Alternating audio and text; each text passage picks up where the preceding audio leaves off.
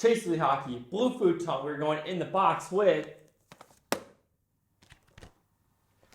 Lords of Dogtown the Unrated Cut. I've been waiting for this movie for a long time because I had it on DVD, the Unrated Cut. I was just waiting for the Blu-ray. Came out, but it wasn't the Unrated Cut, and they finally came out with the Unrated Cut. That makes me disappointed that some movies don't do that. It's unrated on DVD, but when they bring it to 4K or Blu-ray, like the unrated director's cut, and we'll just give you the theatrical, and I was like, that's a bummer. But let me go watch Lords of Dogtown. I'll let you know if it's worth going to Dogtown and being a lord of it.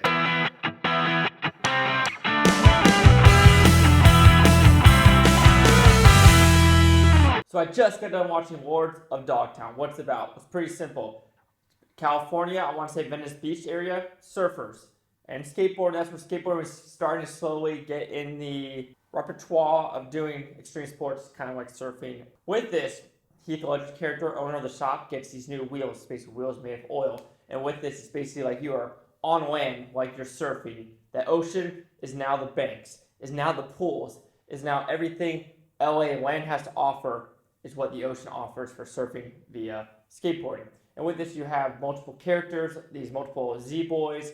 There's like 3 of them, but there's actually multiple skate crews that go around, and it's the start of a revolution in the West Coast. Yeah, this is West Coast, because who knows what happened in the East Coast for skateboarding. This is West Coast. So that's kind of a little backstory. What I like about this movie, there's a lot actually I like about this movie. The characters work, the dialogue works, how the editing works, the camera works, and the actual story. Everything actually forms to a very well-made movie. Like I said before, you kind of go with all the characters. You understand each character's path. It's not like, oh, I don't understand this, I don't understand this. But you understand why this Z-Boy is going that way, why this one's going this way, and why this one's going this way with the past, and just what they see of other people in their kind of gang. I don't even know it's not really a gang. But the one character I really like more of was Heath Ledger. He's the one that actually had the skateboard shop or surfing shop, and he was the one kind of with the starting of the team. And he kind of goes in a downhill spiral of, he's seeing all these kids are becoming famous, and they all want money, sponsorship, everything else. But of course, like Johnny Knoxville's character comes in, other bigger skateboarding companies come in and saying, hey, I see him selling those skateboards with your names on it in these magazines. Where's your cut of the skateboards? And of course, the Z-Boys like, oh, yeah. But of course, there's a huge spiral. But Heath Ledger's character kind of gets pushed to the background, and they kind of come to him at the last second of like him selling his shop to someone else. But with him, I kind of like to know more about him. But that's just me. And also the ending is kind of a good gut punch of one of the Z-Boys having cancer and finally draining the pool. It's a very, very simplistic yet workable ending. But this movie works on a lot of levels. Like, I really can't find a lot wrong with that. I love how it was edited. I love how it's shot. It kept me intrigued the whole time. Like I said, the only negative I could really say is not fleshing out a couple of the characters.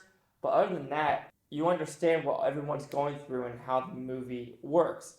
And it's kind of interesting how the main Emile Hirsch character, they're calling him like the pioneer. But he never really went down the skateboarding path. He went to Hawaii and drugs, got involved, and everything else. Like, the best one went down the kind of the worst path of, a downhill spiral, which is kind of a bummer.